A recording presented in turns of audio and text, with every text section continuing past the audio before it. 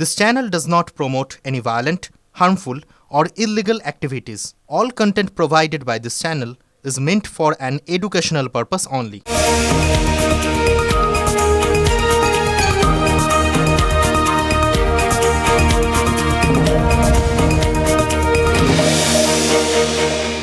এই অদ্ভুত সুরটা শুনলেই আপনার মনের মধ্যে পুজো পুজো ভাব চলে আসে না?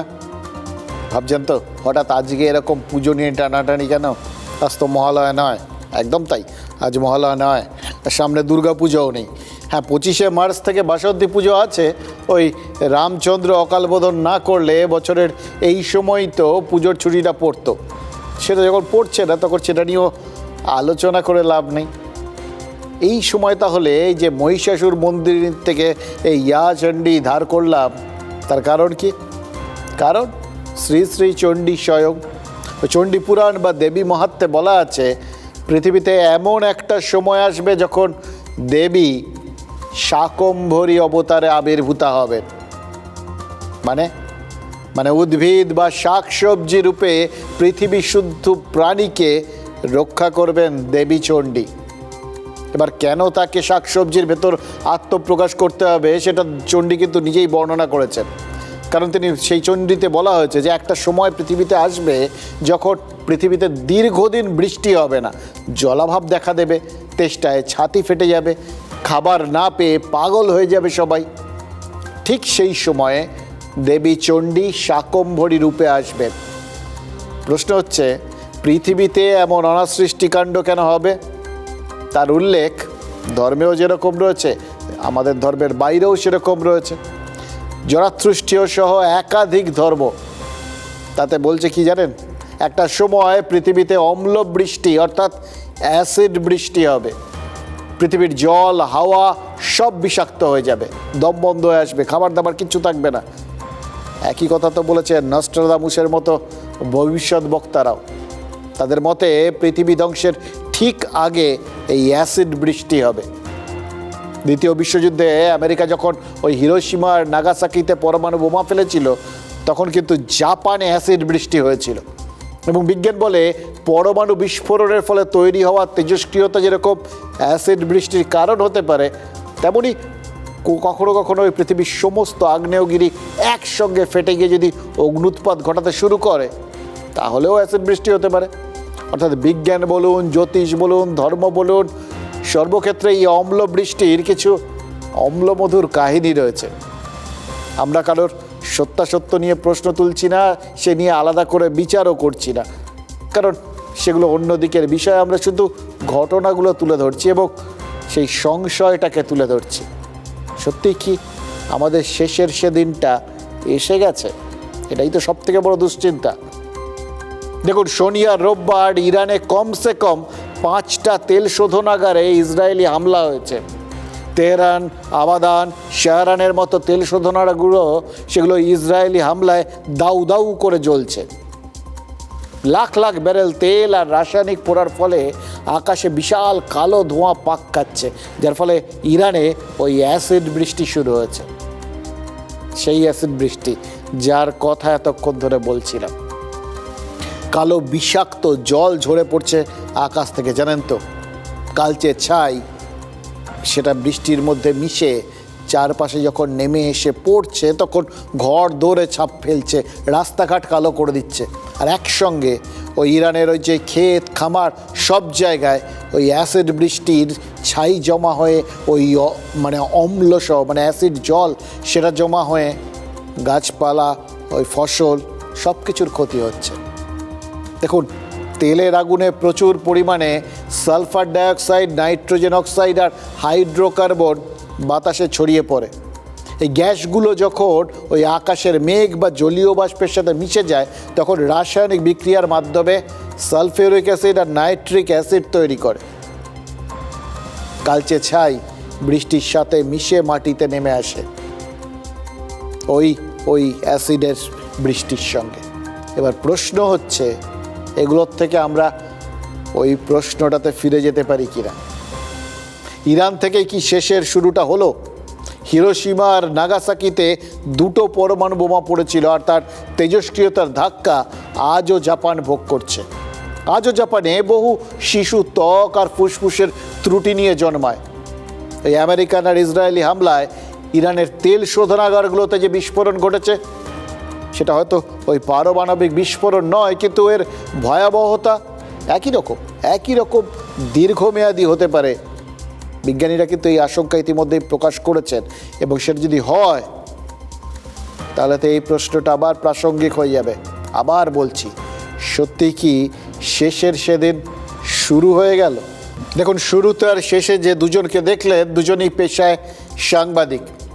একজন আমেরিকা আর ইসরায়েলের হামলার ঠিক পরেই ওই তেল শোধনাগারের সামনে দাঁড়িয়ে রিপোর্টিং করছিলেন, আর আরেকজন সেই হামলার ফলে তৈরি হওয়া এই অ্যাসিড বৃষ্টি কীভাবে ইরানের গায়ে ছাপ ফেলে যাচ্ছে সেটা ঘুরে ঘুরে দেখাচ্ছিলেন। দুজনেই রিপোর্টার, কিন্তু আমার কি মনে হচ্ছে জানেন, সাংবাদিক সত্তার বাইরে এদের সব থেকে বড় পরিচয় এই মুহূর্তে এরা ওই গোটা বিশ্বের চোখের সামনে আয়না ধরে আছেন। এরাই বুঝিয়ে দিচ্ছেন আমার আপনার জীবনটা ভবিষ্যতে কোন খাতে বইবে। ওই যে জ্বলন্ত তেলের ঘাঁটির সামনে যে সাংবাদিক দাঁড়িয়েছিলেন না, আবার বলছি, উনি সাংবাদিক নন, উনি সমগ্র মানব সমাজের প্রতিনিধি। মানুষ ঠিক একইভাবে এখন ওই আগুনে ভবিষ্যতের সামনে দাঁড়িয়ে আছে। আগুন নিয়ে খেলা করছি আমরা, সেটা হয়তো প্রতি মুহূর্তে বোঝা যাচ্ছে। আর আরেকজন যিনি গায়ে অ্যাসিড বৃষ্টি মাখছিলেন, দেখাচ্ছিলেন আমাদের আস্তে আস্তে কোন ভবিতব্য কোন দিকে টেনে নিয়ে যাবে। এরা বলছিলেন মারছে আমেরিকা আর ইসরায়েল, মার খাচ্ছে ইরান, আবার পাল্টা মারছে ইরানও হয়তো, কিন্তু এই বিষয়টা তো নতুন কিছু নয়। সেই 2024 সাল থেকে ইরান আর ইসরায়েলের মধ্যে তো এই মারামারি চলছে, কখনো ইরান মারে কখনো ইসরায়েল মারে। কিন্তু এবারের মতো তেল শোধনাগারে নিশানা করা, সেখানে নির্দিষ্ট লক্ষ্যে আঘাত করার এই যে ঘটনাটা, এটা আগে শুনেছেন কি? আগে ঘটেছে না ঘটেনি? এর আগে ইরানের সেনাঘাঁটি, পরমাণু গবেষণা কেন্দ্র, ইউরেনিয়ামের গুদাম, গুরুত্বপূর্ণ নেতা, সেনাকর্তা বা গোয়েন্দা প্রধানদের ঘরবাড়িতে ইসরায়েল হামলা করেছে। এই যে এইবারের হামলার আগেও যখন আমেরিকা হঠাৎ করে হামলা শুরু করেছিল, তখনও তো এই জায়গাগুলোকে বাদ রেখে দিয়েছিল। কিন্তু তেলের ঘাঁটিতে এই যে এত বড় হামলা হচ্ছে, এইবারে যে প্রথম এই হামলাটা হলো, এর কারণ কি সেটাও তো ভাবতে হবে। অকারণ তো কোনো কিছু হয় না। আর এক্ষেত্রে কারণটা খুব সহজ। ইরানের অর্থনীতির স্টিয়ারিংটা ওই তেলের খনি আর তেলের শোধনাগারগুলোর হাতে। ওখানে হামলা মানে ইরানের অর্থনীতির সামনে একটা স্পিড ব্রেকার বসিয়ে দেওয়া। ইরানের অর্থনীতির মূল চালিকা শক্তি যেহেতু খনিজ তেল, সেহেতু তেলের ঘাঁটিতে হামলা করে ইরানকে ভাতে মারাটা আমেরিকা আর ইসরায়েলের উদ্দেশ্য। ইরান অর্থনৈতিকভাবে পঙ্গু হলে একই সঙ্গে আমেরিকা আর ইসরায়েলের লাভ কি? দেখুন, আগে বুঝতে হবে যে আমেরিকা কেন এই গোটা বিষয়টার মধ্যে জড়িয়ে পড়লো, এবং কেন আমেরিকা এই আরব অন্যান্য যে বিভিন্ন দেশগুলো যেখানে আমেরিকার ঘাঁটি রয়েছে, সেগুলোর ভবিষ্যৎকে সংশয়াচ্ছন্ন করে তুলল। কারণ এটা তো পরিষ্কার, আমেরিকা আঘাত আনলে ওখানে পাল্টাঘাত হবে। এবার আমেরিকা উল্টো দিক থেকে যদি দেখি যে আমেরিকা গোটা বিষয়টা জড়ালে ওই দেশগুলো কেন জড়াচ্ছে তার কারণ ওদের ওখানকার তেলের বড় খরিদ্দার হচ্ছে আমেরিকা। এবং তার থেকেও বড় কথা, আমেরিকায় এই যে বিভিন্ন দেশগুলো, কুয়েত, কাতার, সৌদি, সংযুক্ত আরব ইমিরেট, এগুলোর ট্রিলিয়ন ডলার বিনিয়োগ হয়ে রয়েছে, মানে বিরাট অঙ্কের টাকা। সেই জন্য একে অন্যের সাথে একদম ওতপ্রোতভাবে জড়িয়ে লড়াইটা কেউ শুরু করলে আরেক দিক থেকে সেই লড়াইয়ে আরেকজন জড়িয়ে পড়বে। এবার দেখুন, ইরানের ওপর আমেরিকার কোনো রকম নিয়ন্ত্রণ নেই, তাই জন্য হয়তো ওই বাণিজ্যিক স্বার্থটা সুনিশ্চিত করার জন্যই ইরানের এই তেলের ব্যবসাটাকে ধাক্কা দিতে চাইছে আমেরিকা। সাম্প্রতিককালে আরেকটা জিনিস হয়েছিল জানেন তো, একটা দেখা গেছিল যে গোটা বিষয়টা, মানে ওটা জানলে আপনাদের মনে হবে যে গোটা বিষয়টার জন্য এত কথা বলছি, এত কথা না, এটা সামান্য ব্যাংকের ওপর গোটা বিষয়টা দাঁড়িয়ে রয়েছে। একটা ব্যাংকের ট্রানজ্যাকশনটা কি? লেনদেনটা কি? চীন আর ইরানের মধ্যে একটা লেনদেন। পুরো লেনদেনটা চীন ও ইরান থেকে তেল কিনছে, কিনে তাকে টাকা দিচ্ছে। কিসে দিচ্ছে টাকাটা কিন্তু ডলারে দিচ্ছে না, তাদের একটা ব্যাংকের মাধ্যমে নিজস্ব মুদ্রায় ওই টাকাটা পে করছে। ঠিক একইভাবে সেই টাকাটাই আবার ঘুরিয়ে নিজেদের অস্ত্র শস্ত্র অন্যান্য কিছু কেনার জন্য ব্যবহার করছে ইরান। চীনের কাছ থেকে প্রচুর অস্ত্র কিনছে, সেটা ওই ব্যাংকের মাধ্যমে লেনদেন হচ্ছে।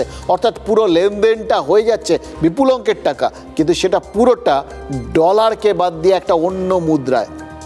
এটাই বা আমেরিকা মেনে নেবে কেন? লড়াইটা তো ওখান থেকে শুরু। ঠিক যে কারণে আপনারা জানেন যে ওই আমাদের এখানকার ভারতের যে উদ্যোগে যে একটা নতুন একটা অর্থনৈতিক ব্যবস্থা করার চিন্তাভাবনা শুরু হয়েছে, যে রাষ্ট্রগুলো ভারত, রাশিয়া, ব্রাজিল এই সবাই মিলে একটা মানে প্যারালাল একটা সমান্তরাল অর্থনৈতিক ব্যবস্থা, মুদ্রা ব্যবস্থা চালু করার চেষ্টা করেছে ব্রিক্স কান্ট্রিগুলোর মধ্যে।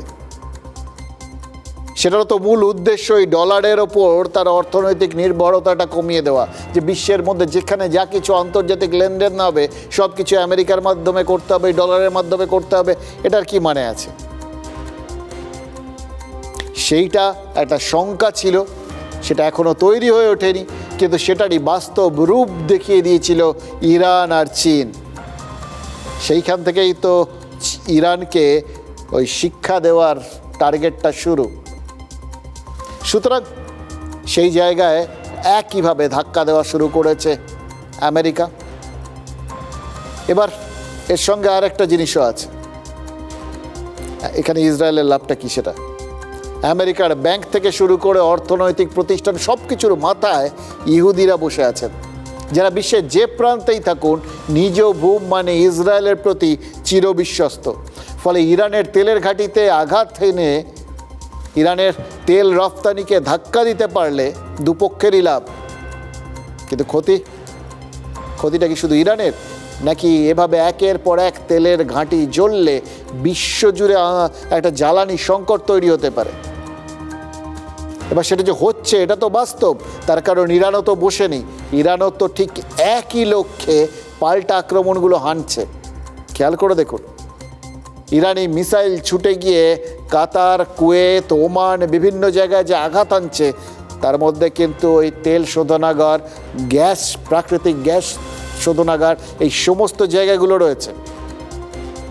এবং তার সঙ্গে সঙ্গে তারা খরমুজ প্রণালীটা আটকে দিয়েছে। ফলে আরব দুনিয়ার থেকে তেল কোথাও যেতে পারছে না। এবার এটা উল্টো চাপ, ওই আরব কান্ট্রিগুলো, ওই আরব বিশ্বের দেশগুলো, সৌদি, আমির শাহী,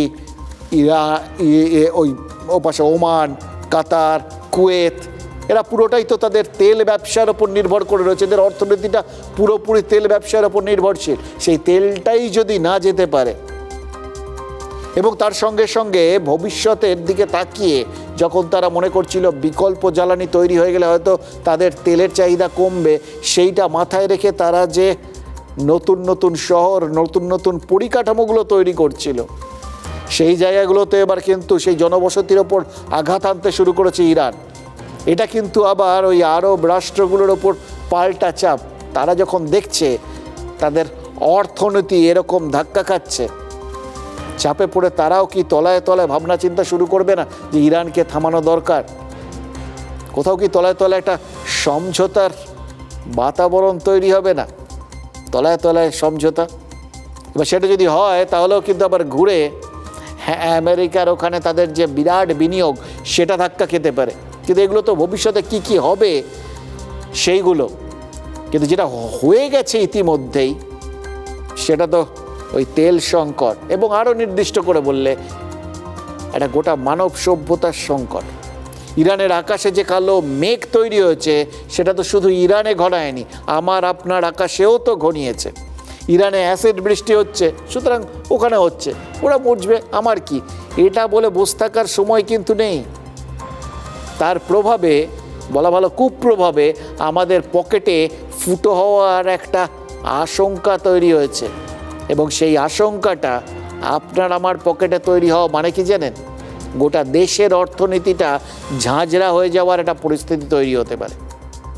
সংঘর্ষ এখন স্টেজ 2-তে গিয়ে পৌঁছেছে, যেই স্টেজ 2টা মূলত ইকোনমিক ওয়ারফেয়ার ডিপেন্ডেন্ট। এই ইকোনমিক ওয়ারফেয়ার মূলত একে অপরের যেমন পলিটিক্যাল তেমনি ডিপ্লোম্যাটিক এবং ইনফ্রাস্ট্রাকচারাল এবং ইনভেস্টমেন্ট হাবগুলোতে হিট করে।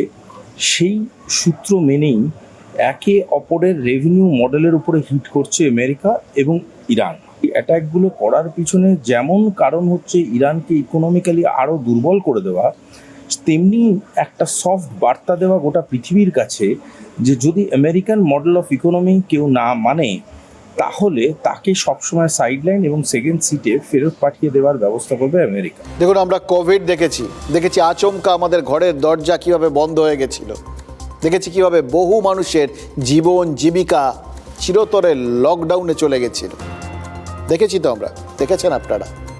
এবং সত্যি কথা বলতে ওই বললাম, আমার আপনার পকেটে ফুটো হচ্ছে, সেটার থেকে আমাদের অর্থনীতির ওপর যদি বিরাট একটা ধাক্কা এসে যায়, ধাক্কা যে এসে গেছে বুঝতেই পারছেন।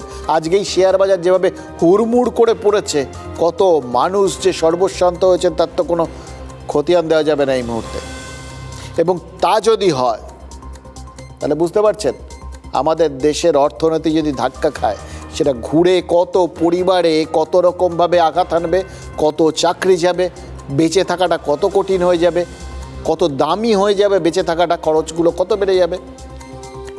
এগুলো কিন্তু সব প্রত্যক্ষ, এগুলো অ্যাসিড বৃষ্টির থেকে বিন্দুমাত্র কম কিছু নয়। দেখুন, ইদানিংকালে আমরা বহু যুদ্ধ দেখেছি, যুদ্ধ নতুন কিছু নয়। রাশিয়া ইউক্রেন 4-5 বছর ধরে লড়েছে, কিন্তু এই মুহূর্তে আরব দুনিয়ায় যে যুদ্ধটা শুরু হয়েছে তার আঁচ যে কত দূর ছড়াবে কেউ বলতে পারছেন না। তার কারণ ওই শুনলেন তো বিশেষজ্ঞের মতামত, দুটো কারণ, একটা সামরিক আর দুই অর্থনৈতিক। পশ্চিম এশিয়ার যেখানে এই যুদ্ধ শুরু হয়েছে তার মূল ভরকেন্দ্র দুটো, একটা ইসরায়েল, ইরান। কিন্তু এই দুটো ভরকেন্দ্রের মাঝে আরও অনেক জায়গা রয়েছে যেখানে এই যুদ্ধের প্রত্যক্ষ প্রভাব গত 10-12 দিন ধরে পড়েছে। ওই বললাম, এবং এর মধ্যে আবার অন্যরকম একটা বার্তা তৈরি হয়ে গেছে। আসলে আদতে গোটা বিষয়টাই অর্থনৈতিক লড়াই, কিন্তু দেখুন এই আরব দুনিয়ার অন্য দেশগুলোর ওপর ইরানের এই আঘাতকে আবার ওই শিয়াপন্থী ইরানের সঙ্গে সুন্নিপন্থী আরব দেশগুলোর লড়াই বলে ধরা হচ্ছে, মানে জাতপাতের লড়াই।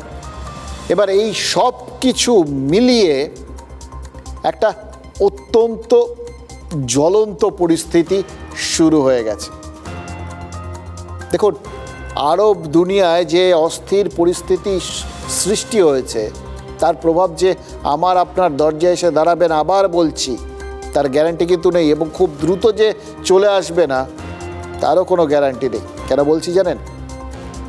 অর্থনৈতিক দিকটা তো ছেড়েই দিন, যে প্রত্যক্ষ প্রভাবের কথা বলছিলাম, ওই কালো মেঘ সেটা কিন্তু শুধু ওই বললাম ইরানে যা হচ্ছে হোক, ওখানে অ্যাসিড বৃষ্টি হচ্ছে হোক, ওখানের গাছপালা ডালপালা মরুক, সব ঠিক আছে, এই ভাবার জায়গা নেই। কারণ ওই কালো মেঘ ওখানে থেমে নেই, ওটা চীনের দিকে এগোচ্ছে, বাস্তবে এগোচ্ছে, মানে কোনো রূপক নয়। এবার ভাবুন, একটা সময় কোভিড এই চীন থেকে গোটা বিশ্বে ছড়িয়েছিল, এবার ইরান থেকে ওই কালো মেঘ গিয়ে পৌঁছচ্ছে চীনে। সেই বৃষ্টি তাহলে যদি ওখানে হয় তাহলে একইভাবে ইরানের প্রভাব ওখানেও পড়বে, এবং শুধু সেখানেই থেমে নেই। ওই কালো মেঘ এসে পৌঁছচ্ছে আমাদের ঘরের কাছে, ঘরের পাশে পাকিস্তানে। আবহাওয়াবিদরা সতর্ক করে বলেছেন ইরানের মেঘ উজবেকিস্তান, তুর্কমেনিস্তানের মতো দেশগুলোকে টপকে চীনের পশ্চিমাঞ্চলে আর পাকিস্তানের কিছু অঞ্চলে ঢুকে পড়তে পারে। বুঝতে পারছেন? এর আগে বলছিলাম যে কোনোভাবে যদি ওই আমেরিকা ইরানে পারমাণবিক আর ছোটোখাটো পারমাণবিক হানাও দেয়, তার সেই প্রভাব সেটা যেভাবে ছড়াবে ভারত তার থেকেও বাঁচবে না। এবার চীন বা পাকিস্তানে ইরানের বিষাক্ত মেঘ চলে এলে ভারতে যে এসে পৌঁছবে না তারও কোনো গ্যারান্টি আছে কি?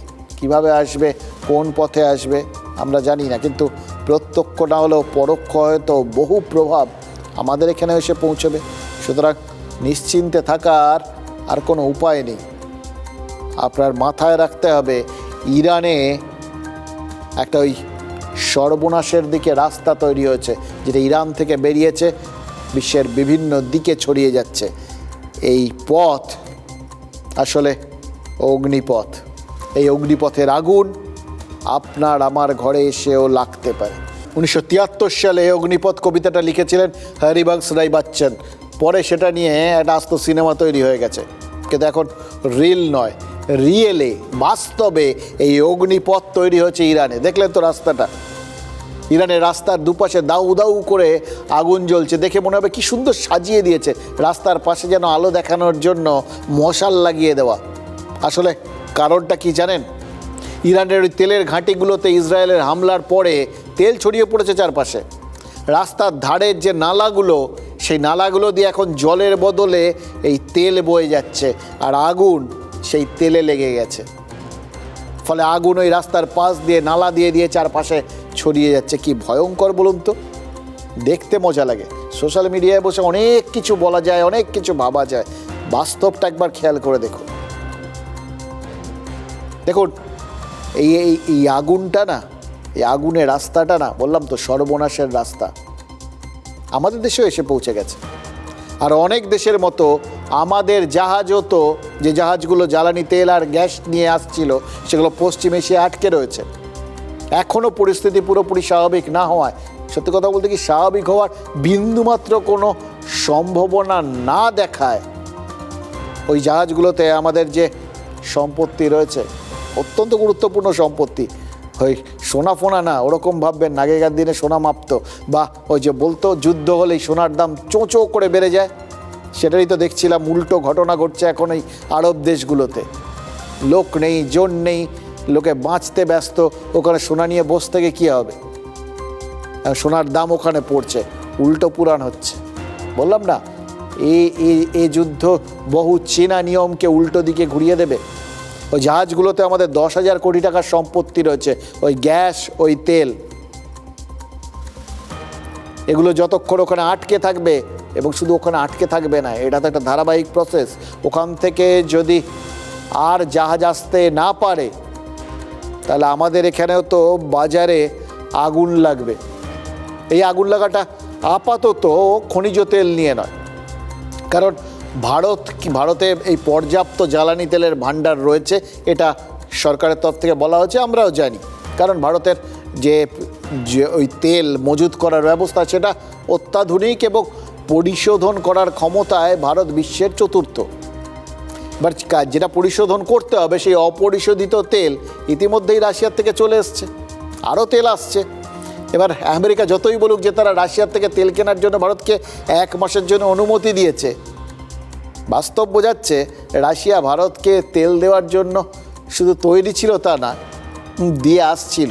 কারণ বলল ভারত এক্ষুনি দরকার, ও পাশে তেল নিতে পারছি না, আমেরিকা বলল যে হ্যাঁ ছাড় দিচ্ছি, আর দেখা গেল 2টো তেল ভর্তি জাহাজ আমাদের ওই আরব সাগরে ভেসে উঠল।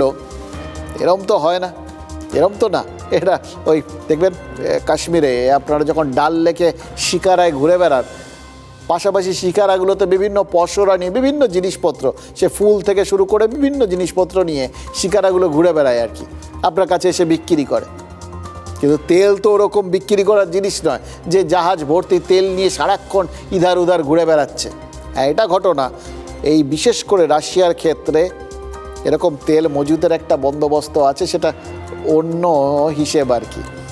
যখন কেউ সরাসরি একদম খাতায় কলমে চুক্তি করে সোজা পথে তেল না কেনে, তখন ওই বিভিন্ন জাহাজ থেকে জাহাজে তেল ট্রান্সফার হয়ে যায়, সেটা অন্য একটা রাস্তা।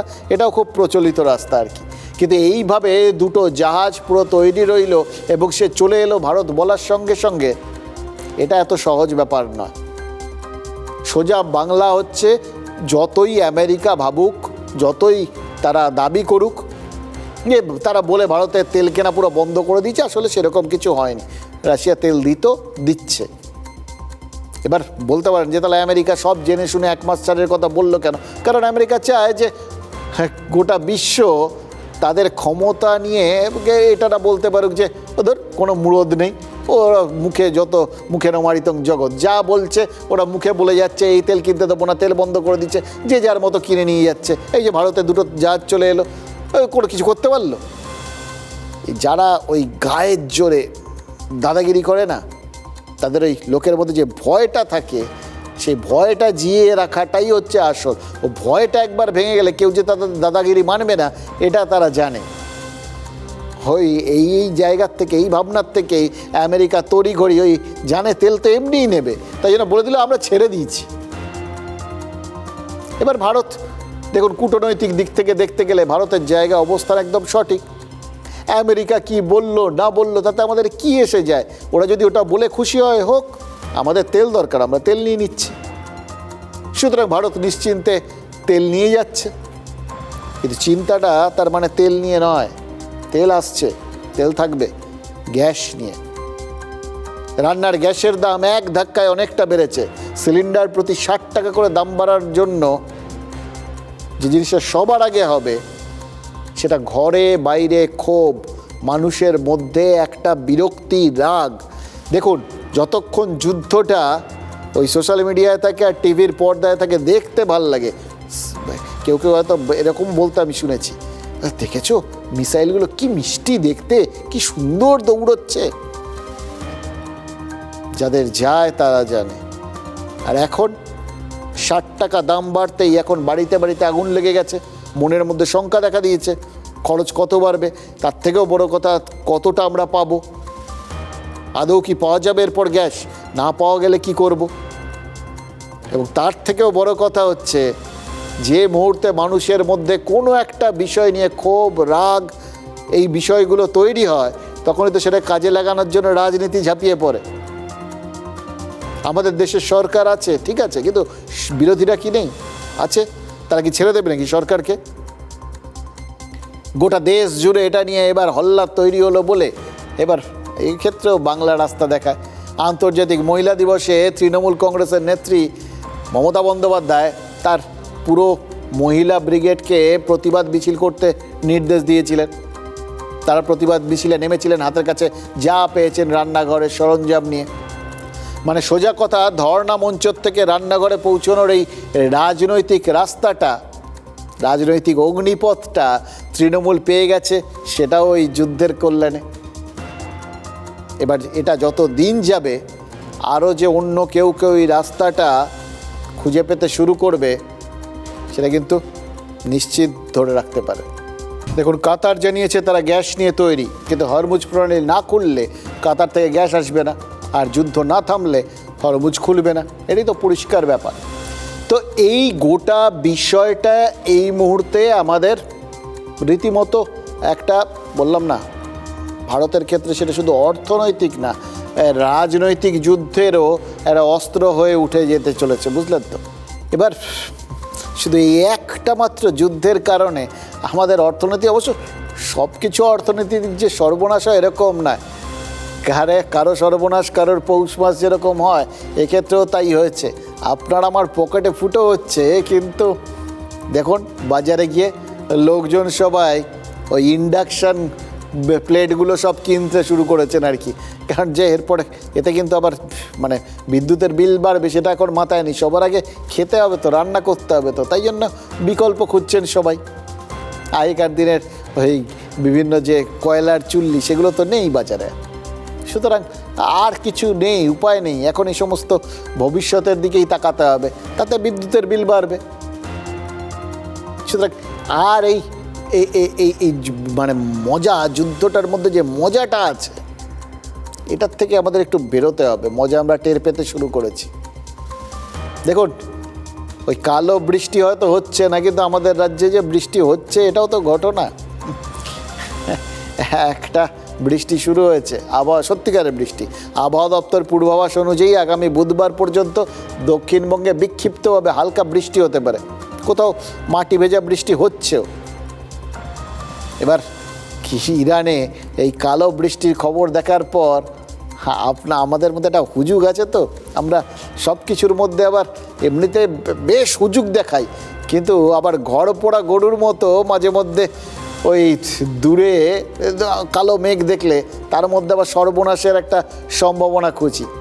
সুতরাং কেউ কেউ আবার ওই যে বৃষ্টির জল ঠলগুলো নিয়ে দেখতে চেষ্টা করতে পারে এর মধ্যে আবার অ্যাসিড নেই তো। আমরা খোঁজ নিয়েছি, বাংলার যে বৃষ্টি হবে তাতে এই মুহূর্তে অ্যাসিড থাকার কোনো সম্ভাবনা নেই। কিন্তু মেঘ কি শুধু একরকম হয়? বৃষ্টি কি শুধু একরকম? বা আশঙ্কার বৃষ্টি সেটা কি শুধুমাত্র ওই ইরানের কালো মেঘ থেকে হয়? আমাদের রাজ্যের ওপরে যে একটা রাজনৈতিক কালো মেঘ জমেছে, তার থেকে যে বৃষ্টিটা হবে, সেই বৃষ্টিটা আমাদের কতটা আশঙ্কায় ফেলতে পারে তার হিসেব তো কোনো আবহাওয়া দপ্তর দিতে পারবে না, সম্ভব নয়। তারা যে বৈজ্ঞানিক তথ্যের ভিত্তিতে পূর্বাভাস দেয় সেটার মানে ভিত্তিটাই অন্যরকম। আর এখানে এই রাষ্ট্রবিজ্ঞান, এটা তো আবহাওয়া দপ্তরের সিলেবাসের বাইরে। এবার মুশকিল হচ্ছে আমরা বলি রাজনীতিকে নিয়েই রাষ্ট্রবিজ্ঞান, কিন্তু আমাদের এখানকার রাজনীতি সেটা আবার রাষ্ট্রবিজ্ঞানের সিলেবাসের বাইরে। নাহলে মমতা বন্দ্যোপাধ্যায়ের ধর্নাস্থল, সেখানে গিয়ে হঠাৎ বিজেপি লিফলেট বিলি করছে, এই অভিযোগটা উঠবে কেন? লিফলেট বিলি করছেন এমন কয়েকজনকে আটকও নাকি করে ফেলেছে হেয়ার স্ট্রিট থানার পুলিশ। এবার কী রয়েছে লিফলেটে? দেখুন, বিজেপির সব পরিবর্তন যাত্রা শেষ হচ্ছে ব্রিগেডে। 14ই মার্চ ব্রিগেডে মোদির মেগা সভা, ভূমি পুজো হয়ে গেছে। বিজেপি বিভিন্ন জায়গায় ব্রিগেড চলো প্রচার করছে। সেই ব্রিগেড চলোর লিফলেটই নাকি মমতা বন্দ্যোপাধ্যায়ের সভায় বিলি করা হচ্ছে। এইখানেই হচ্ছে মজাটা। আর জায়গা পেল না। কারোর কি মনে হয়েছিল যে ওই জায়গাটাতেই গিয়ে বিলি করলে ভালো, নাকি মনে হচ্ছিল যে এক জায়গায় অনেক লোক আছে, হাতে হাতে ধরিয়ে দেওয়া যাবে, খাটনি কম? কিন্তু আমরা সোজা সাপটা বাংলা বুঝতে পারছি না। আমরা বাঙালিরা তো এমনিতে ঝামেলা ঝঞ্ঝটটাকে এড়িয়ে চলতে চেষ্টা করি। ওখানে গিয়ে মানে ওই তৃণমূলের ধর্নার মঞ্চে গিয়ে যদি বিজেপির কেউ লিফলেট বিলি করতে চান, তাহলে মোহনবাগান ইস্টবেঙ্গল ম্যাচে মোহনবাগান গ্যালারিতে বসে কোনো ইস্টবেঙ্গল সমর্থক গোল গোল বলে লাফালে যা হবে, বা ইস্টবেঙ্গল গ্যালারিতে বসে কোনো মোহনবাগান সমর্থক গোল গোল বলে লাফালে যা হবে সেটাই হবে। এটাই তো স্বাভাবিক। এটা জেনে বুঝে কেউ যায় নাকি? তাহলে, এবং তার থেকে বড় কথা, এরকম ঘটনা ঘটলে মুখ্যমন্ত্রী মেজাজ হারাবেন না এরকম গ্যারান্টি তো নেই। হয়েছে তাই, তিনি বিজেপির উদ্দেশ্যে ভালো মন্দ কথা শুনিয়েছেন। এবার বিজেপির প্রাক্তন রাজ্য সভাপতি রাহুল সিনহা ওই লিফলেট বিলির অভিযোগটা অস্বীকার করেছেন। কিন্তু ঘটনা হচ্ছে কয়েকটা ছেঁড়া লিফলেট অবশ্য পাওয়া গেছে। এবার যদি ধরুন মানে আমরা জানি লিফলেট বিলি টিলি করার ক্ষেত্রগুলো হয়, তাহলে তো বাঞ্চ ওই লিফলেট নিয়ে লোকজন যায়। ওই এর আগের দিন আপনাদের বলছিলাম যুদ্ধের সময় যে বিভিন্ন রকম গুজব ছড়ায়, সেগুলো সামলানোর জন্য ওপর থেকে বিমানে করে অনেক সময় লিফলেটিং করা হয়। তো এই ক্ষেত্রে ওরকম বাঞ্চ পাওয়া গেছে কি না, যেটা জানা গেছে কয়েক পিস ছেঁড়া ওরকম লিফলেট পাওয়া গেছে। এবার এইরকম কয়েক পিস নিয়ে কেউ এসছিলেন, এটা যদি হয়, সেটা বিলি করতে যদি এসে থাকেন, তাহলে তাদের দুঃসাহস আছে বলে স্বীকার করে নিতে হবে। আরও একটা ওই ধরে নিতে হবে যে তারা হয়তো ভেবেছিলেন যে ওই জায়গাটাতে গেলে তাদের হয়তো টার্গেট দেওয়া হয়েছিল। তারা হয়তো জানতেনই না যে ওখানে গিয়ে মানে তৃণমূলের ধর্ণা মঞ্চে গিয়ে বিজেপির ব্রিগেডের ওই লিফলেট বিলি করতে নেই। কিন্তু সেটা বাদ দিয়েও আরেকটা জিনিস তো হতে পারে যে কেউ কোনো হয়তো যিনি আর কি একটুখানি বিজেপি মানসিকতার লোকজন, বিজেপি ভক্ত, তিনি হয়তো মমতা বন্দ্যোপাধ্যায়েরও ভক্ত। ওখানে গিয়ে হয়তো মমতা বন্দ্যোপাধ্যায়ের ধর্ণা দেখতে গেছিলেন বা তার বক্তব্য শুনতে গেছিলেন। এটা যদি হয় তাহলে তো তার মানে মমতা বন্দ্যোপাধ্যায়ের খুশি হওয়া উচিত। কিন্তু ঘটনা হচ্ছে মমতা বন্দ্যোপাধ্যায়ের যথারীতি রেগে গেছেন। রেগে যাওয়াটা হয়তো স্বাভাবিক। তার ওই ধর্ণা মঞ্চে যদি বিজেপির লিফলেট পাওয়া যায়, রেগেই যাওয়াটা স্বাভাবিক, তাই রেগে গেছেন। এবং যথারীতি তিনি যতই ওই রাহুল সিনহা তিনি অস্বীকার করুন যে এই লিফলেটগুলো বিজেপি ছড়ায়নি বা এরকম কোনো উদ্দেশ্য তাদের ছিল না, কিন্তু মমতা বন্দ্যোপাধ্যায় তোপটা দেখেছেন বিজেপির উদ্দেশ্যেই। এমনি ঢুকে মিটিং শুনতে পারে, কিন্তু বিজেপি লিফলেট বিলি করার কোনো অধিকার নেই। হাতে হাতে ধরুন, পুলিশকে হ্যান্ডওভার করুন। আর পার্টির থেকে এর জন্য সশিকারী বলবো এফআইআর করতে তাদের নামে। আমি ধরো পালিয়ে যাবে, দেখো পালিয়ে যাবে। ভিতর দল কাপুরুষের দল। এই চোর চিটিংবাজ ডাকাত পার্টিকে সঙ্গে নেব কেন? যে পার্টির প্রধান ডাকাতি করে সেই পার্টিকে আহ্বান জানানোর কোনো যৌক্তিকতাই নেই। মানুষ আসছে না, মানুষের সমর্থন নেই। তৃণমূল কংগ্রেস কর্মীদের কাছে, ভোটারদের কাছে এসছে লিফলেট বের করতে। বলাই তোরই দিয়ে বলা উচিত তোদের। আমরা ডাকাত মুক্ত, চোর মুক্ত যে সংস্কৃতি যুক্ত পার্টি তৈরি করেছি, সেই পার্টির সাধারণ মানুষরাই তারা ব্রিগেড ভরাবে। কেউ ছাড়বেন না কোনো এলাকায়।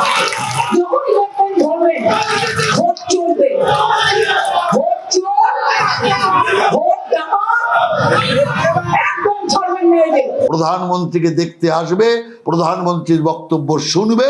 অতএব সেই কারণের জন্য ওই মিটিংকে কলঙ্কিত করার জন্য এখন থেকেই নিজেরাই সমস্ত লিফলেট ছড়িয়ে বিজেপির উপর দোষারোপ করতে চাইছে। দেখুন, এই পাল্টা চাপানোতর তো রয়েছে, তবে মুখ্যমন্ত্রী বললেন, শুনলেন না যে হাতে নাতে ধরুন আর পুলিশের হাতে তুলে দিন। তা হাতে নাতে কেউ ধরা পড়েছেন কিনা জানি না, দুজনকে আটক করা হয়েছে বলে শুনেছি। এবার পুলিশ কাউকে ধরলে বিজেপি যে মানবে না, এটা তো স্বাভাবিক, চাপানোতর চলতে থাকবে। প্রশ্ন হচ্ছে, পুলিশ যাদের আটক করেছে তাদের বিরুদ্ধে যদি লিফলেট বিলির প্রমাণ পায়, কি ধারায় মামলা রুজু করবে এটা জানার খুব আগ্রহ আছে, জানেন তো। মানে আইসিসের লিফলেট তো বিলি করেনি, মানে কোনো নিষিদ্ধ সংগঠনের লিফলেট তো বিলি করেনি। মোদির সভার লিফলেট বিলি করছিলেন, মানে যদি সেটাই দেখা যায় যে তারা বিলি করছিলেন আর কি। কিন্তু সেটাতে কি অপরাধ বলে ধরা হবে বলুন তো? মানে অপরাধটা পুলিশকে ন্যায় সংহিতা ঘেঁটে বার করতে হবে। এই বিজেপি যেরকম মুখ্যমন্ত্রীর বক্তব্য মন দিয়ে শুনে একটা বিশেষ অংশকে কেটে বার করেছে, সেই ঠিক সেরকম এই ন্যায় সংহিতা ঘেঁটে কোনো বিশেষ অংশ তাদের বার করতে হবে, যেটার ভিত্তিতে তারা ওই লিফলেট বিলির জন্য তাদের বিরুদ্ধে কেস সাজাতে পারে। ওই বললাম না, বিজেপি একটা বিশেষ অংশ কেটে বার করেছে। মুখ্যমন্ত্রী কাল ধর্নার একেবারে শেষ বেলায় একটা মন্তব্য করেছিলেন। হয়তো মন্তব্যের চেয়ে সতর্ক বার্তা বলা ভালো, কিন্তু বিজেপি সেটাকে ভাইরাল করে দিয়েছে। মমতা বন্দ্যোপাধ্যায় কার উদ্দেশ্যে এই সতর্ক বার্তা দিচ্ছিলেন? রাজ্য বিজেপির উদ্দেশ্যে নাকি রাজ্যের ভোটারদের উদ্দেশ্যে? সেটা স্পষ্ট যেরকম নয়, রাজনৈতিক কারণেই হয়তো, কিন্তু খুব অস্পষ্টও নয়। সোজা বাংলায় সতর্ক বার্তাটা অত্যন্ত ইঙ্গিতবাহী। আমরা আছি বলে না আপনারা সবাই ভালো আছেন, আর যদি আমরা না থাকি কোনোদিন সেরকম আসে, 1 সেকেন্ড লাগবে। একটা কমিউনিটি যখন জোট বাঁধে না, ঘিরে ফেললে 1 সেকেন্ডে দেবে একদম 12টা বাজিয়ে। যদি নিজেদের 13টা বাজাতে না চান, বিজেপির অপপ্রচারে কেউ ভুল বুঝবেন না। উনি যে কমিউনিটিটাকে ইঙ্গিত করছেন, তো খুলেই বলি মুসলিমদের কথা বলছেন। সেই মুসলিম কমিউনিটি এখন হুমায়ুন কবিরের পিছনে জোট বেঁধেছে বাবরি মসজিদের জন্য, মুসলমান মুখ্যমন্ত্রী করার জন্য। ওদের ধর্ম আলাদা, আমাদের ধর্ম আলাদা, হিন্দুদের ধর্ম আলাদা, মুসলিমদের ধর্ম আলাদা। উনি কাদের কথা বলেছেন উনি তো স্পষ্টই করে দিয়েছে, পরে মুসলমানদের কথা বলে উনি ভুলে যাচ্ছেন যে 70% এক হলে তখন কি হবে। দায়িত্ব নিয়ে বলছি, আগামী নির্বাচনের ফলাফলের পর আপনি দেখবেন একটা বড় মার্জিনের মুসলমান সম্প্রদায়ের ভোট এবার বিজেপিতে আসছে। কলকাতার হিন্দুরাও এবারে জোট বেঁধে ভোট দেবে। লজ্জা হওয়া উচিত যে রাজ্যের মুখ্যমন্ত্রী একটি কমিউনিটিকে দাঙ্গাবাজ হিসেবে চিহ্নিত করলেন। 30%-এর ভয় আমাদেরকে দেখাতে আসবেন না। আমাদের পূর্বপুরুষ ভয় পায়নি বলেই আমার টাইটেল মজুমদার আছে। যাদের পূর্বপুরুষ ভয় পেয়েছিল তারা তরোয়ালের ভয়ে সালোয়ার পরে নিয়েছে। এই ধরনের সাম্প্রদায়িক উস্কানিমূলক কথাবার্তা এই মুখ্যমন্ত্রীর মুখেই সাজে, কারণ তিনি সব সময় এই কার্ড খেলেই নির্বাচনে জিতেছেন। কতখানি তিনি এই সরকার চলে যাওয়ার পরে মানুষের কাছে ঘৃণিত হবে কলঙ্কিতভাবে থাকবেন সেটা উনিও উপলব্ধি করতে পারছেন না। দেখুন, দুটো বিষয় জানেন তো খুব পরিষ্কার করে নেওয়াটা ভালো। এই রাজনৈতিক নেতারা তারা তারা তাদের যারা আর কি ওই সম্প্রদায়ভুক্ত, আজকাল সম্প্রদায় নিয়ে বেশি কথা হচ্ছে, তো রাজনীতিকরা কিন্তু একটা বিশেষ সম্প্রদায়, এই হিন্দু সম্প্রদায়, মুসলমান সম্প্রদায়, এগুলো যদি সম্প্রদায় বলে ধরি তাহলে রাজনীতিকরাও একটা বিশেষ সম্প্রদায়, এবং তারা একে অপরকে খুব ভালো চেনেন। ওই যেরকম সাপের হাঁচি বেঁধেছেন ঠিক সেরকম। মমতা বন্দ্যোপাধ্যায় বললেন কিন্তু উল্লেখ করলেন না কোন সম্প্রদায়। পরবর্তী ক্ষেত্রে সম্প্রদায়গুলোর দুটো সম্প্রদায়ের নাম নিয়েছেন, কিন্তু বলার মধ্যে সেই জায়গাটায় মানে ফাঁক রেখে দিয়েছিলেন, ফিল ইন দ্য ব্ল্যাঙ্কস রেখে দিয়েছিলেন, ওই যেটা বিরোধী দলগুলো তারা যে ফিল করে দেবেন তিনি জানেন, শূন্যস্থান রেখে দিয়েছিলেন। এই শূন্যস্থান যেরকম প্রশ্নপত্রে থাকলে আমরা পরীক্ষার হলে গিয়ে ভর্তি করে দিই, তিনি নিশ্চিত ছিলেন যে এটাও ওই বিরোধী দলের লোকেরা মানে বিজেপির লোকেরা ওই শূন্যস্থান পূরণ করে দেবেন, করে দিয়েছেন তারা। রাগ ঢাক গড় না করেই তারা পরিষ্কার করে দিয়েছেন। আর এই প্রসঙ্গটাতেই পরপর কতগুলো বক্তব্য শুনছিলাম, শুনতে শুনতে মনে হচ্ছিল, দেখুন রাজনৈতিক নেতারা ওই বললাম তো নিজেদের সম্প্রদায়ে তারা তো ঠিকঠাক থাকেন, তাদের স্বার্থসিদ্ধি হয়, বাকি সম্প্রদায়ের মানুষগুলোর জীবন অতিষ্ঠ করার কি মানে বলুন তো? এই সম্প্রদায়গত বিভেদ তো এখান থেকেই লাগে। এবং কে যে কাকে বক্তব্য রাখার সুযোগ করে দিচ্ছেন, কে যে কার প্রচারের রাস্তা খুলে দিচ্ছেন, ওই রাস্তা বললে যে পথ খুলে দিচ্ছেন সেটা যে অগ্নিপথ, ওই যেটা দেখাচ্ছিলাম ঠিক ওই রকম আগুনের রাস্তা, সেটা তো বাস্তব। দেখুন সুযোগ কে কীভাবে পেয়ে যান। মমতা বন্দ্যোপাধ্যায় বললেন একটা বক্তব্য, তিনি হয়তো হিন্দুদের, যেটা সুকান্ত মজুমদার বা শুভেন্দু অধিকারীরা পরিষ্কার করে দিলেন যে উনি হিন্দুদের ভয় দেখাচ্ছেন এবং উনি ইঙ্গিত করছেন যে মুসলিমদের কথা বলে, কিন্তু এটার ফলে হিন্দুরা একজোট হবেন বলে সুকান্ত মজুমদার বা শুভেন্দু অধিকারীরা দাবি করলেন। তাহলে কে এটাই তো বিজেপির রাজনৈতিক বক্তব্য। তাই বিজেপির রাজনৈতিক বক্তব্যটার রাস্তায় কি খুলে দিলেন মমতা বন্দ্যোপাধ্যায়। দেখুন কে যে কাকে সুযোগ দিয়ে দেন সেটাই কিন্তু সত্যি সত্যি বোঝাটা মাঝে মধ্যে খুব মুশকিল হয়ে যায়। এটা না হলে এটাই তো খুব স্বাভাবিক, এক দল একজোট হলে আরেক দলও একজোট হবে, এটাই তো বলতে চেয়েছেন, এটাই তো সবাই চাইছেন। মিলেমিশে থাকুক এটা তো কেউ বলেন না, সেটা হলে রাজনীতিকদের খুব মুশকিল, জানেন তো, তাদের স্বার্থসিদ্ধি হবে না, তাই জন্য তারা ভাগাভাগির জায়গায় থাকেন। কিন্তু দেখলেন ওখানে শঙ্কর ঘোষ, তিনি স্পষ্ট বলে দিলেন এর মাধ্যমে একটা সম্প্রদায়কে তিনি দাঙ্গাবাজ বলে চিহ্নিত করেছেন। তার দলের বাকিরা নির্দিষ্ট করে দিয়েছেন যে মমতা বন্দ্যোপাধ্যায় ওই একজোট হওয়ার প্রসঙ্গটা এরা ঘিরে নিয়ে শেষ করে দেবে, এটা মুসলিমদের সম্পর্কে বলেছেন। আর শঙ্কর ঘোষ বললেন মুসলিমদের তার মানে দাঙ্গাবাজ হিসেবে চিহ্নিত করা হচ্ছে। ভাবতে পারছেন গোটা জায়গাটা কোন জায়গায় যাচ্ছে। আর সেই ফাঁকটা ধরে ধাপে ধাপে শেষ যে জায়গাটা সেটায় পৌঁছলেন রাহুল সিনহা। হয়তো সদ্য সাংসদ হয়েছেন, আত্মবিশ্বাস তুঙ্গে রয়েছে, এতবার ধরে হতে হচ্ছিল না, ফসকে যাচ্ছিল, এবার অবশেষে হয়েছে। সেই আত্মবিশ্বাসের বশেই তিনি ঘোষণা করে দিলেন বা দাবি করে ফেললেন যে এবার মুসলিমরাও বিজেপিকেই ভোট দেবে। কেউ না এইটার বাইরে গিয়ে কেউ বলেন না যে সবাই একজোট হয়ে যারা মানুষের হয়ে কাজ করবেন তাদের ভোট দেবেন। এইটাই আমরা কিছুতে বুঝতে পারি না। এই মানুষকে এই বিভিন্ন সম্প্রদায় ধর্মর ভিত্তিতে যে ভোট ভাগাভাগির হিসেবের মধ্যে ফেলে দেওয়া, এটাতে শেষ পর্যন্ত কিন্তু সম্প্রদায় নির্বিশেষে আপনার আমার মতো সাধারণ মানুষেরই ক্ষতি হয়। এবার এটা যাই বলেছেন মুখ্যমন্ত্রী, যেটাই বলেছেন, ওই বলেছেন একটা সম্প্রদায় একজোট হলে 1 সেকেন্ডে 12টা বাজিয়ে দেবে, বিজেপিও তো সেটাই বলে, তাই তারা নিশ্চিতভাবেই প্রবল খুশি। কারণ বিজেপির স্লোগানই হচ্ছে হিন্দু যদি বাঁচতে চাও বিভেদ ভুলে এক হও। এবার মমতা বন্দ্যোপাধ্যায়ের বার্তাটাও কিন্তু হিন্দুদের উদ্দেশ্যে। দুদলই মানে ওই বললেন যে নিজে যদি 13টা বাজাতে না চাও তাহলে বিজেপির কথায় কান দিও না, কিন্তু দুদলেরই বক্তব্য হচ্ছে বিজেপির কথায় কান না দিলেও তাহলে তার পতাকার তলায় একজোট হওয়া। ফলে দু দলেরই এখন লক্ষ্য হচ্ছে সম্প্রদায়গতভাবে একজোট করা। কিন্তু মুশকিল হচ্ছে যে এই অঙ্কটার মধ্যে এবার তো অনেক রকম যোগ বিয়োগ ঢুকে পড়েছে, কারণ আইএসএফ রয়েছে, এই মিম ঢুকছে এর মধ্যে, হুমায়ুন কবির একটা ফ্যাক্টর হয়ে পড়েছেন। এবার এই ফ্যাক্টরগুলোর কথা কিন্তু বিজেপি নেতারা তুলতে শুরু করে দিয়েছেন, এই ভাগযোগের গল্পটা করতে শুরু করে দিয়েছেন।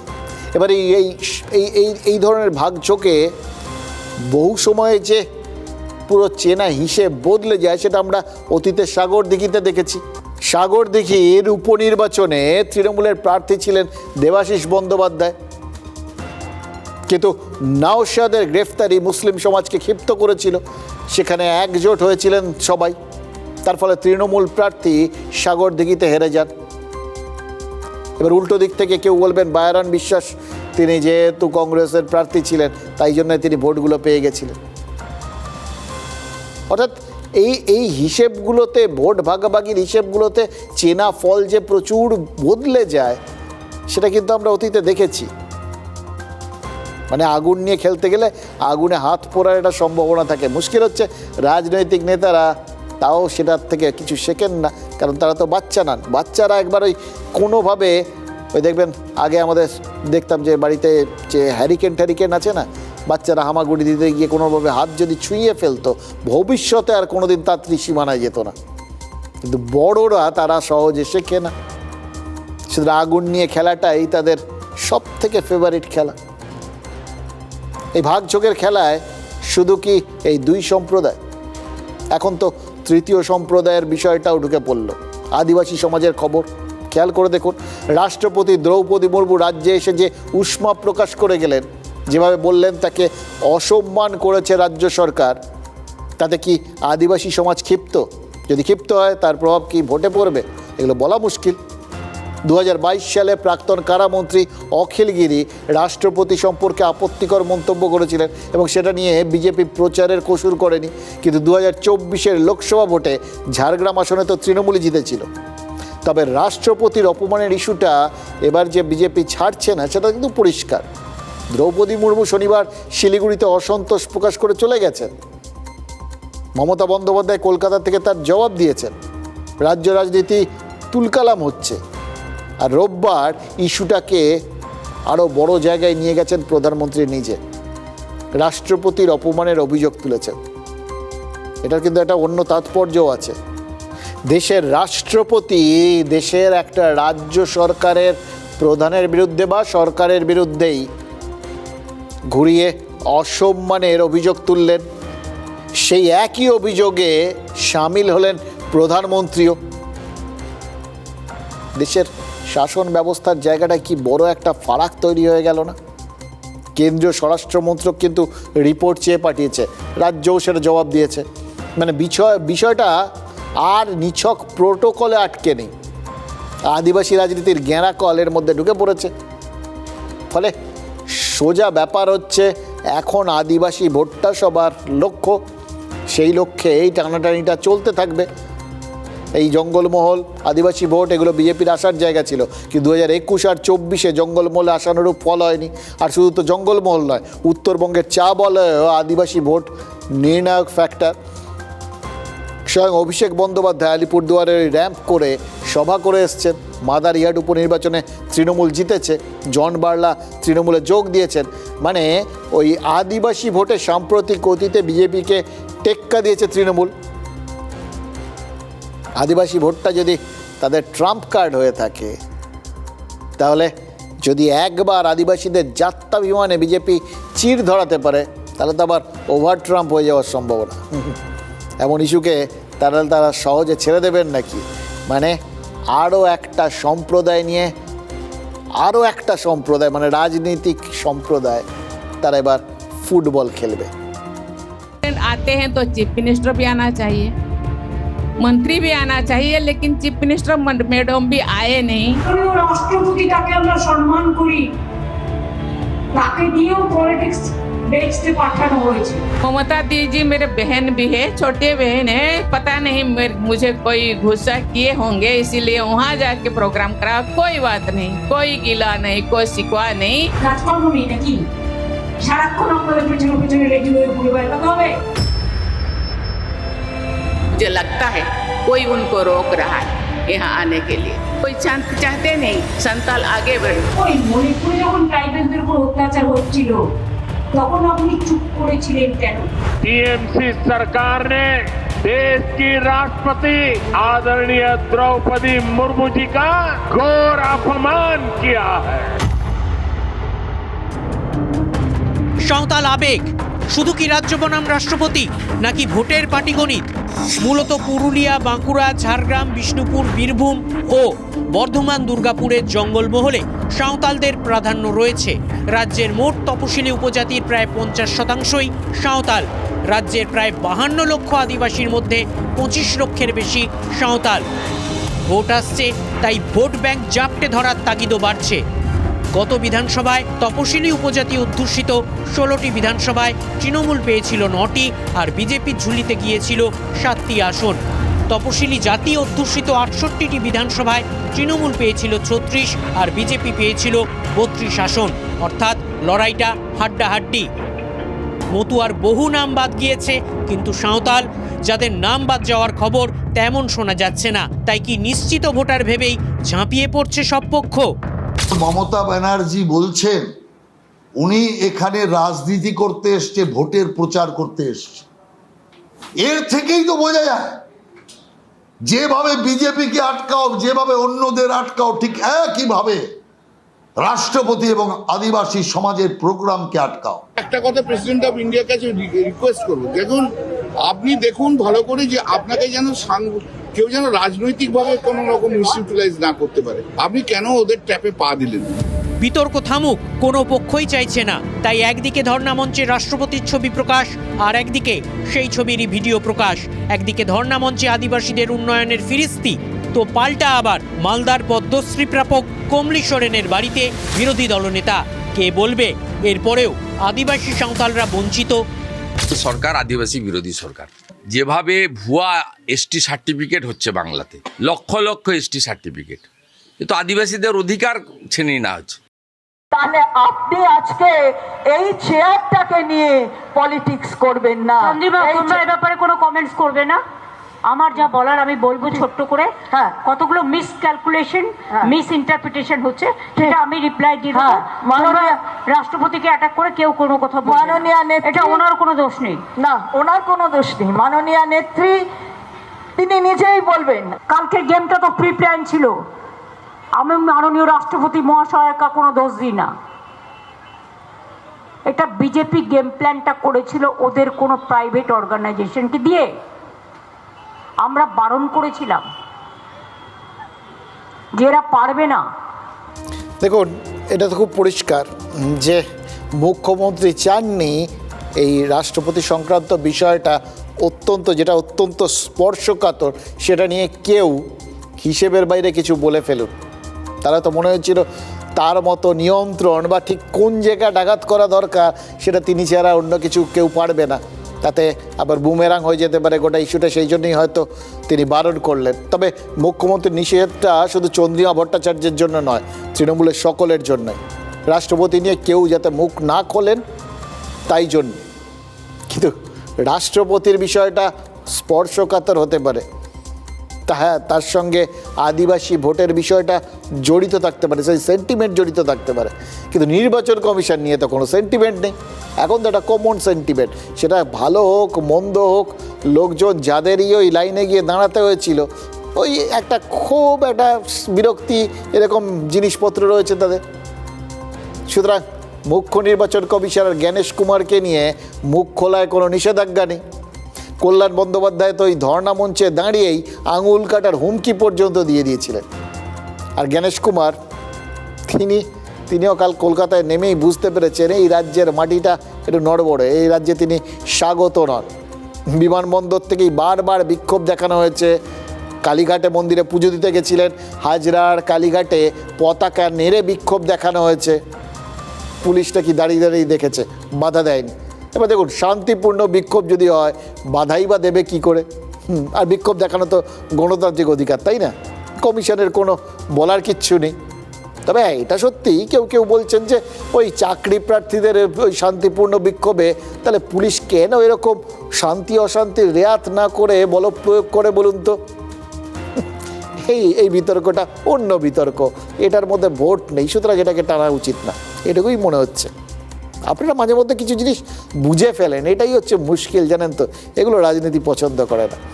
কিন্তু মোদ্দা কথা হচ্ছে, এই প্রথম ভোটের আগে কোনো মুখ্য নির্বাচন কমিশনার রাজ্যে এসে এরকম নেতিবাচক আবহাওয়া দেখতে পেলেন। তবে এটাও সত্যি, জানেন তো, অতীতে যে নির্বাচন কমিশনাররা এ রাজ্যে এসছিলেন, তাদের শরীরের ভাষা অন্যরকম ছিল। দেখুন, একেবারে এরা তো আমলা, এদের একদম পেশাদারিত্বে মোড়া একদম কাট আমলা সুলভ আচরণ হওয়ার কথা, সেরকমই দেখেছি আমরা অতীতে আর কি। জ্ঞানেশ কুমারের ব্যাপারটা অনেক খোলামেলা, জানেন তো, অনেকটা রাজনৈতিক নেতাদের মতো। ওই দেখলাম নামলেন, হাত নাড়লেন, এটা রাজনৈতিক নেতারা করেন। তারপর প্রতি মুহূর্তে বলছেন, যাকে তাকে ধমকাচ্ছেন, তিরিক্ষে ব্যাপারও আছে। এটা না, রাজনৈতিক নেতারা তারা কিন্তু যখন মাঝে মধ্যে অপ্রিয় প্রশ্নের সামনে পড়ে যান, তখন কিন্তু তারা বলেন, সেক্ষেত্রে তারা ওই কাউকে রেয়াত করেন না। সাংবাদিক কখন কে কাকে ধমকে দেন আপনারা তো মাঝে মধ্যেই দেখতে পাচ্ছেন। গত 7 দিনের মধ্যে অন্তত 2 জন যেভাবে ধমকেছেন, কি বলবো।